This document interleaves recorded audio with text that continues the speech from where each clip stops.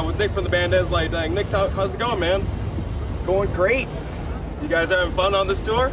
Yeah, I think this is a great package to be a part of, and it's just a good time all around. So, where am I looking, by the way? You are looking freely right now. That's their job. Okay, I'm just gonna every time I speak, I'm just gonna slowly sweep across. Yeah, pan around a little bit, have some fun. Yeah. How's the tour been treating you guys? That's been a really exciting one.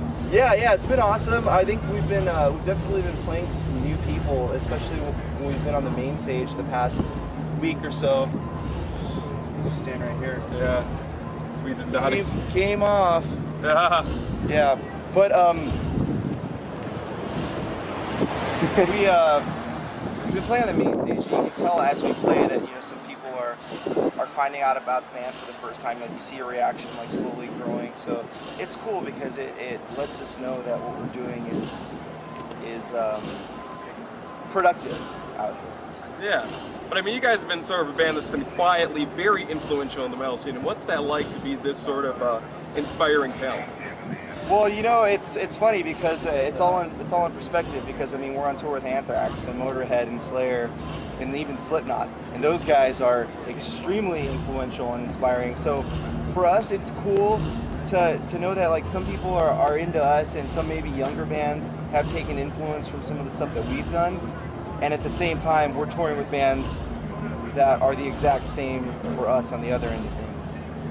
Yeah, I mean, you guys come from the San Diego area. Tell us about some of the bands in the scene that inspired you guys. Well, specifically from the San Diego scene, there's not a lot of bands like us per se. There's a lot of awesome bands. Like there's a good like hardcore and just, I don't want to say straight up punk scene, but a lot of cool music was coming out of there. Heavy wise, we had bands like Over My Dead Body. Bands like that I think were more influential on the hardcore side of things. And then you have Drive Like Jehu, Rocket from the Crib, Hot Snakes, bands who I think were more influential on the punk side of things. So what do you guys really draw from when you're writing material? Is it strictly more of the metalcore scene, or is it a little bit of a spreading out?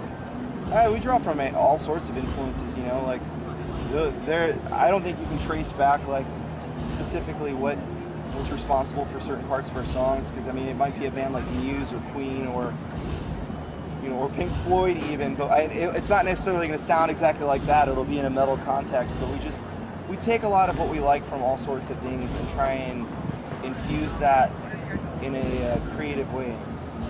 Do you guys have any sort of like hobbies or activities you like to engage to when you're on the road?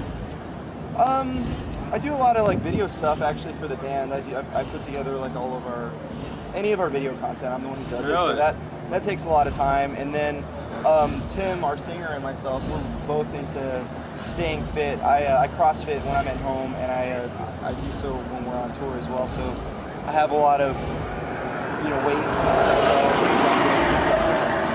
The release of the song Cauterize got people really excited for the new album Awake. Tell us about the sort of design ideas behind this album.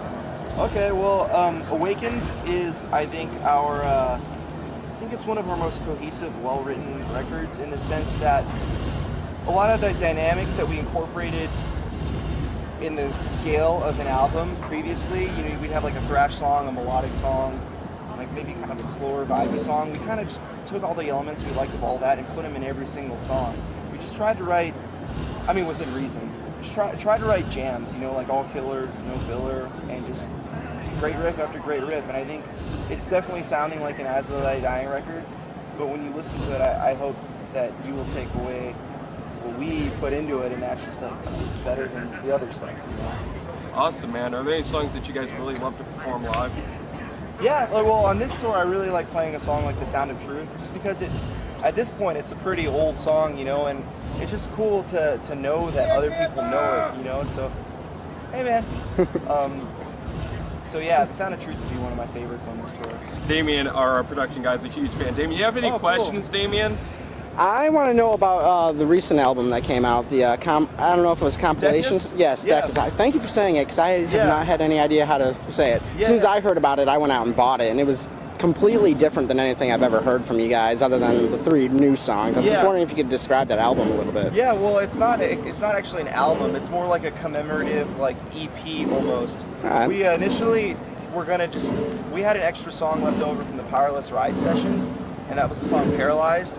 So we were gonna just put that out just as like a 10th anniversary release, like, hey, here you go. We're like, oh, it's just one song, like that's not very much.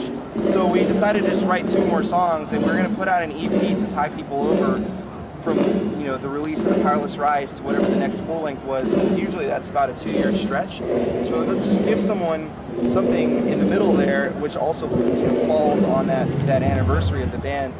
And, you know, at the same time, like, we got approached by a video game company to do a cover, like a war-themed cover, so we covered Slayer, War Ensemble, and we had so much fun doing that we're like, why don't we just do another cover? And then the same thing happened with remixes. This electronic duo or group approached us about doing a remix on something, and then when we got it, we're like, oh, this is pretty cool too. So we had some other people hit us up, and after a few months, we had like 8 or 9 songs. You know what? Just put this all out there for any fan who'd be into it. You know, someone might not be into remixes, but they'll be into the cover. Someone might not be into covers, but they'll be into the remixes. And then I think, you know, everyone will be into new songs. So it was just something for, you know, for everyone to sink their teeth into while we were between records. Do you think you can maybe describe real quick just how the writing process for Paralyzed went? You said it was part of the Powerless Rise sessions. Yeah. You know, that song is the first one I heard off of that CD, and it just really struck with me right away. And just wondering what it was actually about, the song itself. Well, lyrically, I think you're gonna have to talk more to Tim. You know, that's like more of Tim's alley. But musically, that song started off with a rough demo that Josh had, but it didn't really, you know, it didn't really go anywhere after like the second chorus, I think. So it's the same way all of our songs go. Someone has an idea, and they, you know, it's like a well-represented idea with full instrumentation and everything. And if they get stuck, you know, someone else kind of takes it. And for that song, I just took it and like just wrote a bridge and an ending for it. And then we just, once we had a rough outline based on what Josh and I roughly did, we just rehearsed it as a band, and everyone added their final touches. And that's usually the way we do things. Someone comes up with an idea, whether it's a full song or part of a song, and then we work on it kind of individually until it's like a well-represented idea, and then we take it old school and just actually jam the whole thing. What are the plans for the future for you guys? Well, once Awakened comes out on September 25th, we're gonna just tour off of it tons. So. I like that I don't have to do the plugs. He can do the plugs.